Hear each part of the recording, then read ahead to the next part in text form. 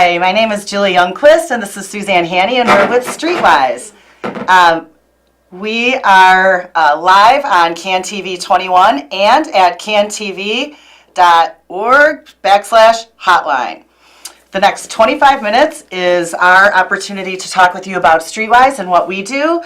Streetwise was founded over 25 years ago as a way to provide homeless individuals with an opportunity to earn an income with dignity by selling Streetwise magazine to the public. So today we're going to talk about one of the issues of Streetwise. This week we have an issue called Out in the Cold, Meeting Homeless People Downtown. With me here again is Suzanne Hanney, editor of Streetwise, who came up with the idea and wrote this article for us. So Suzanne, why don't you talk first about what gave you the idea to write about this topic, and what was your inspiration and motivation for this issue this week? Well, I was on Facebook and somebody wrote to me, what do I say to a person I see who's obviously homeless, possibly panhandling when I'm out on the street? What's the right thing to say? And I started coming up with some ideas, and then somebody who is a provider in the homeless services community said, oh, well, there's a program with Chicago Loop Alliance that they should contact and that you should be aware of. And I said, fine. And I thought overall it was a great topic for this year because it's been so unseasonably cold. We have to worry about the people we see on the street and what is the proper thing to say to them.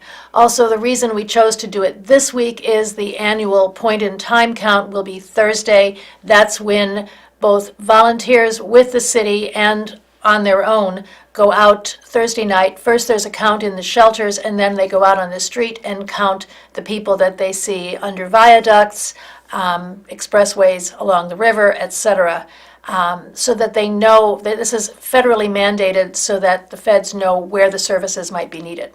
So that's great. So why don't we dive into the story? What was your experience like when you went out with the Thresholds Mobile Assessment Unit to really do some outreach with some homeless on the streets? So the Thresholds Mobile Assessment Unit has a contract with the Chicago Department of Family and Support Services, DFSS. That is actually a city department. It's one of many. They're one of many teams that do street outreach.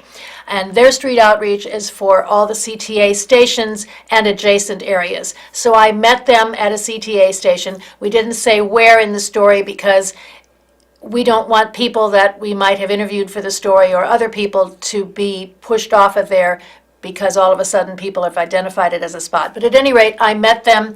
When I caught up with them at this station, there was a guy who was 73. His name was John. And he said that he had left a nursing home and he had ridden the trains all night and he was interacting with them. His phone was dead. So I said, well, why don't we go to a Walgreens and see if we can hook up his phone into one of their photo booths and maybe charge it enough so that we could get the phone number. Because the crew was trying to meet him in another week. They wanted to set an appointment. So we tried that and the phone charge didn't work. And while we were working with him, the Walgreens people were ejecting a lady because she had wet the floor. And so they dealt with her a while. She had been shot several years before, and she had lost her legs to gangrene. She was in a wheelchair, and she had been housed until maybe 18 months before somebody had stopped paying her rent. So she had $400 a month benefits. She said she would go into shelter, but she didn't want to leave her husband. And she would go into treatment, but she didn't want to leave her husband.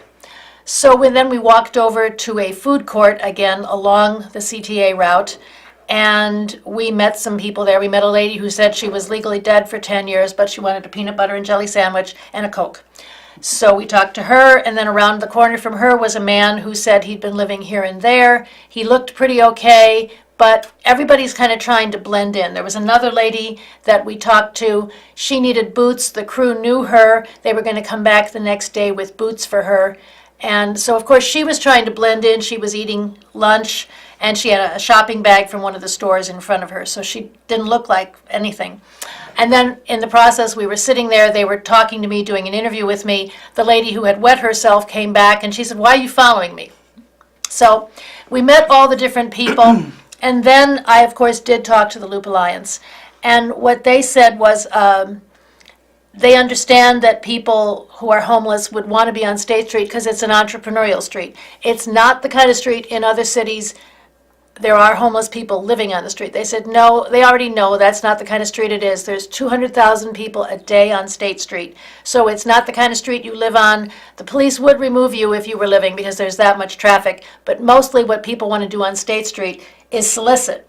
And they understand that. They're like, it's a great street for that, but if you're not contributing to the vitality of the street, we got to find you services so that you can go and get them.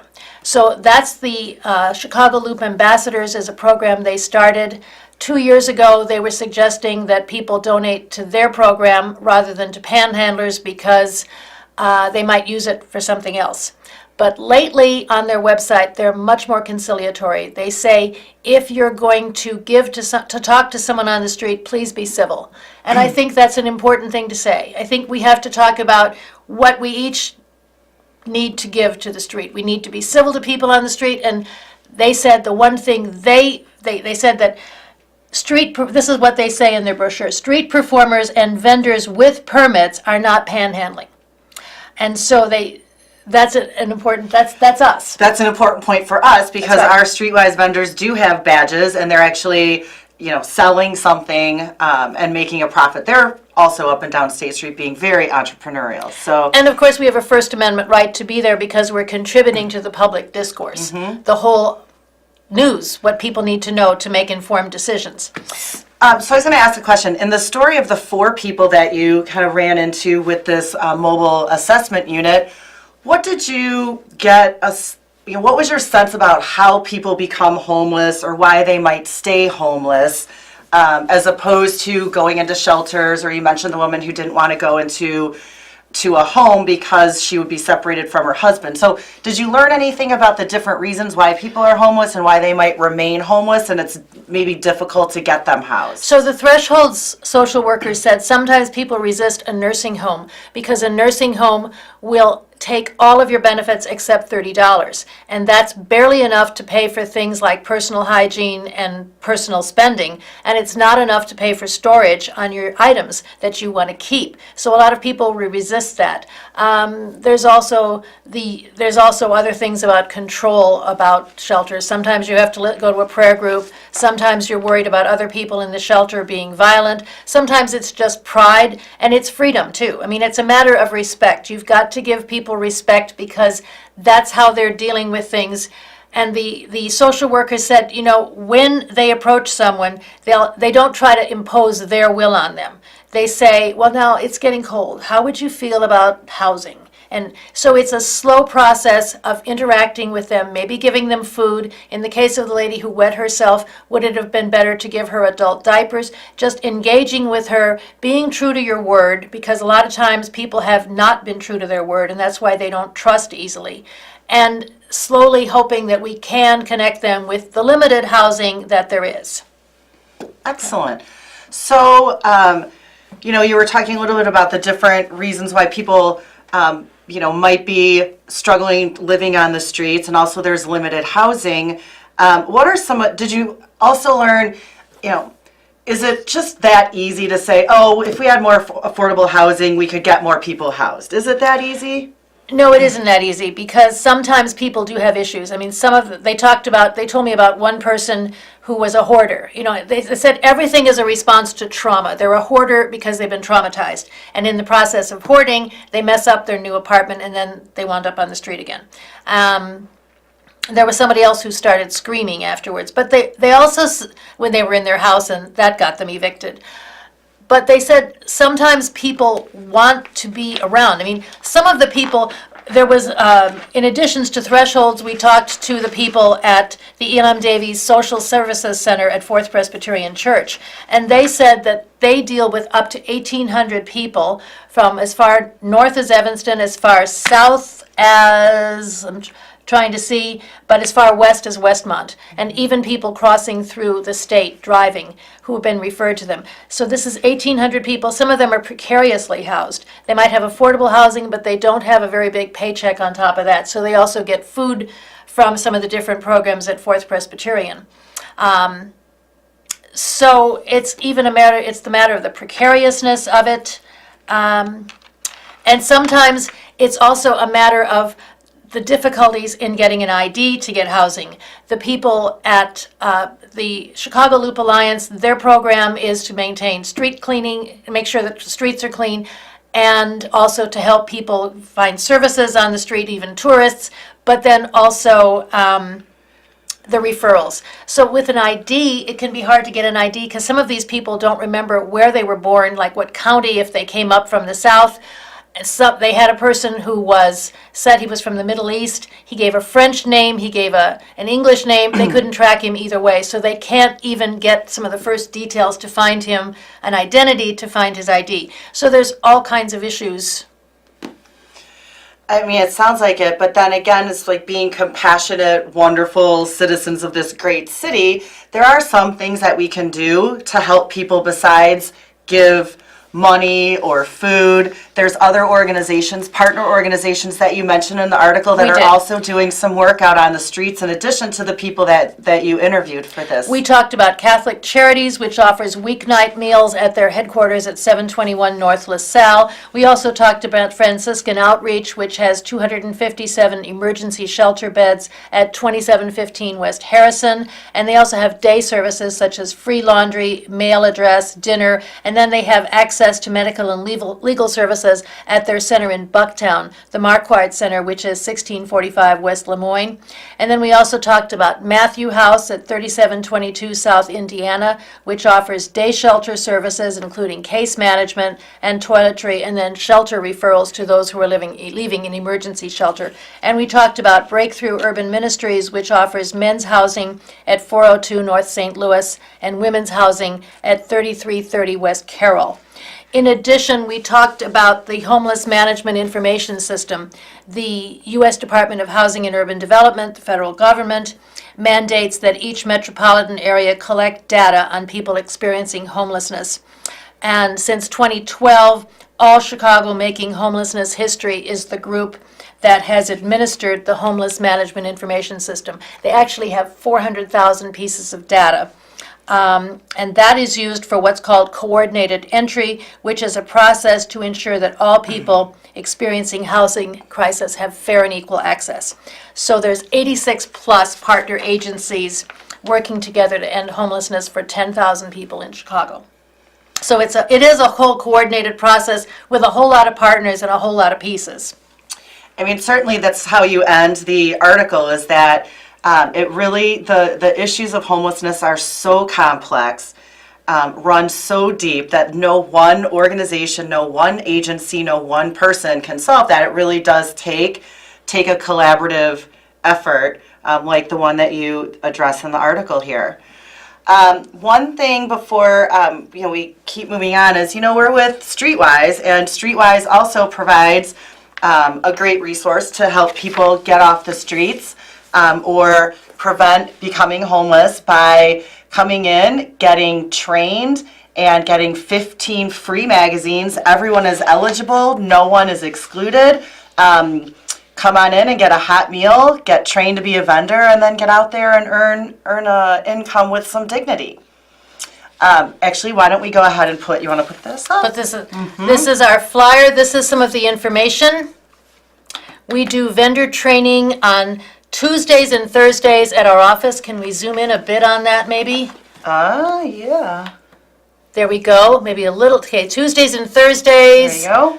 Tuesdays and Thursdays at our office, 10 a.m., 4554 North Broadway, Suite 350. We are right off the red line at Wilson and Broadway in a 1920s long white terracotta building. So you go to the third floor, go to the south end, you get 15 free papers. That's your startup. And then you sell those papers and buy more, and you keep roughly half the profits. Excellent. Well, I want to remind everyone that you are watching Streetwise live on CAN TV 21, and you can also watch it at cantv.org/hotline. Today's topic is Out in the Cold, meeting homeless people downtown. We had Suzanne Hanney talking with us, the editor of Streetwise, who went out with a couple of organizations to do some street outreach. Next, or actually before we move to the next segment, I'm going to go ahead and put our website up. If you want more information about Streetwise, anything we've talked about, you can certainly visit us at www.streetwise.org. You'll also see our Instagram, Facebook, Twitter, and YouTube handles up in the right-hand corner. So next up, I would like to invite A. Allen. Actually, I'll back up.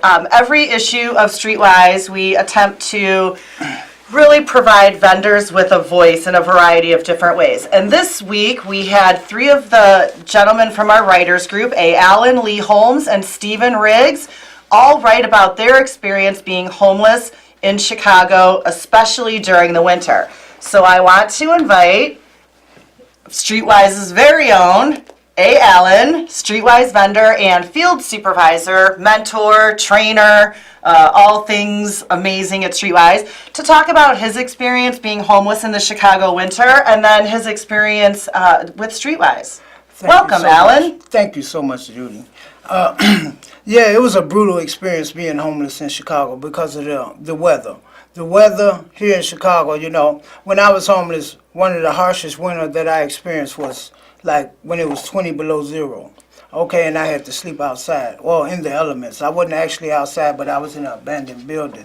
And it was brutal because I didn't know whether I would live through that experience. You know, after after walking around all day, then to have to try to go to sleep in that kind of weather was a very painful experience. I even mentioned in the article, which I wrote myself, Streetwise provided a platform for me to share my experience. You know, somewhere along the line, I remember someone telling me, no matter how far down the scale we have gone, we will not regret the past nor wish to shut the door on it, but we'll see how our experience can benefit others. And this is the platform Streetwise have given me to be able to write about my experience so other people can see that they may not have to go through that experience, okay, of sleeping out in the elements. You know, one of the reasons I had to endure sleeping out in the elements was because of pride. I figured I didn't need no help. I could do this. I figured I could overcome this problem by myself, you know, alone. But that was a bad decision.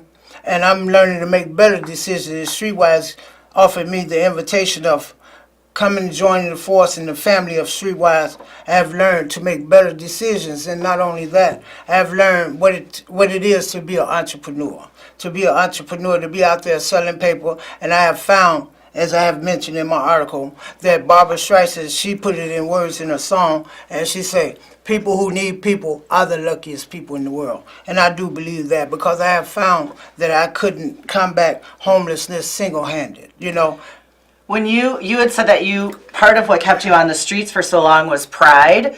Now, you know, the article that is the cover story this week, there are people that are actually doing outreach with homeless people. How do you think you would have responded if somebody came up and offered you help? I don't think I would have took it because for the simple fact that my battle was to overcome it. Okay. Single-handedness. Okay, single-handed. I was going to overcome it. And it seemed as if, you know, with that pride, there was obstacles, you know.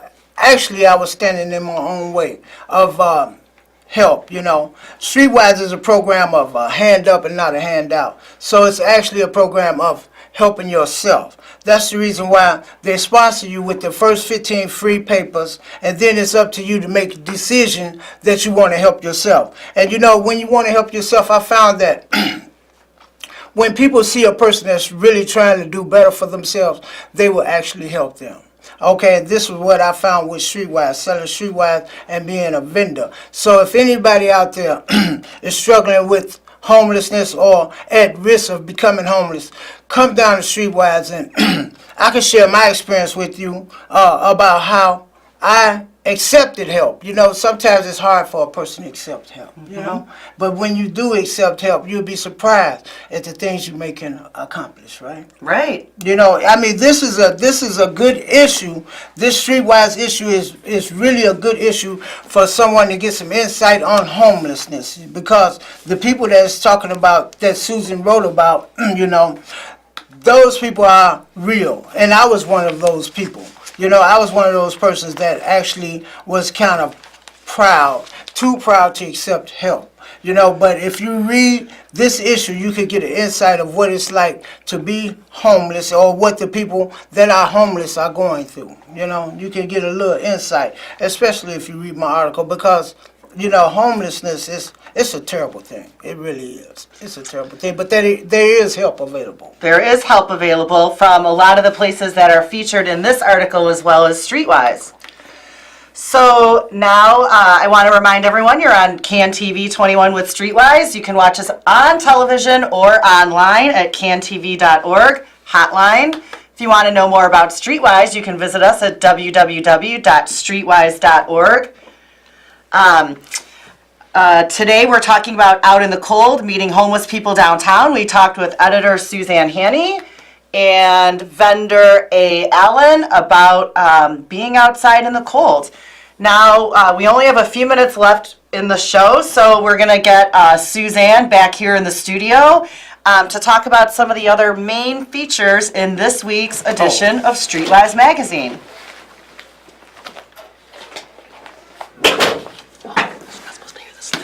Welcome back, Suzanne. Hi. So, not only do we have Out in the Cold, meeting homeless people downtown, what else is regularly featured in a Streetwise magazine? Well, we regularly feature a calendar, and I like to have as many free events as possible because, I mean, if the vendors have to live economically, we want everybody else to help live economically. But we also want to talk about policy, and we want to bring people together as close as possible on the streets. So we're very big on street festivals and anything that brings people together, anything that preserves Chicago culture. I thought I'd show a few events that are happening this week that might be of general interest.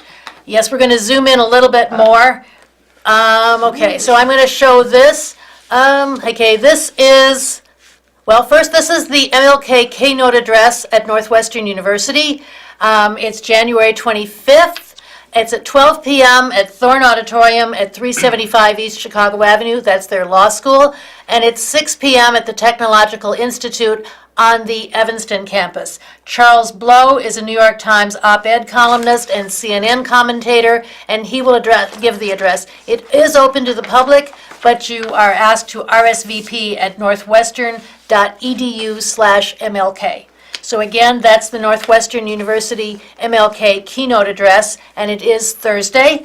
Something else we're showing here, this is Find a Full-Time Job with Kara Connects. That is the 22nd to the 24th, 2 to 4 p.m. at the Chicago Lawn Library.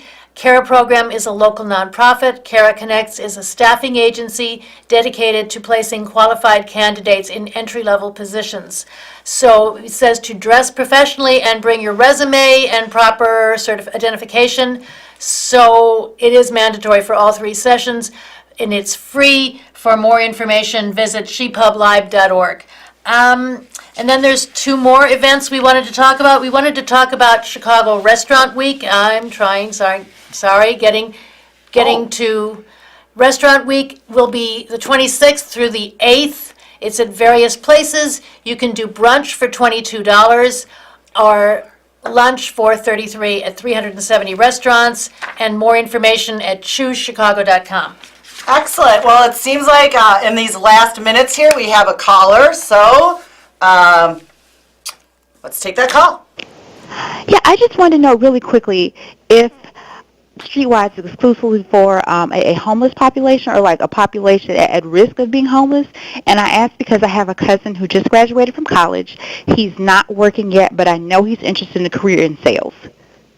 Streetwise the door is open to anyone who is at risk of homeless, anyone who's experiencing poverty, the crisis of homelessness. Our door is open to everyone. So actually, we'll go ahead and I can give you my information, and you can get a hold of me directly offline, and let's see if we can empower another person. Cool.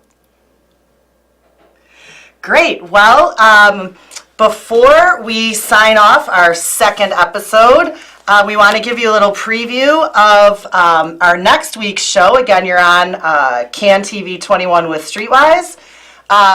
Next week, we will have Scott Marvel from Give a Shirt in the studio with us, talking about this amazing endeavor where local artists donate their time and services with 100% of the proceeds they earn coming directly to Streetwise and Streetwise vendors. Have a great day. See you next week.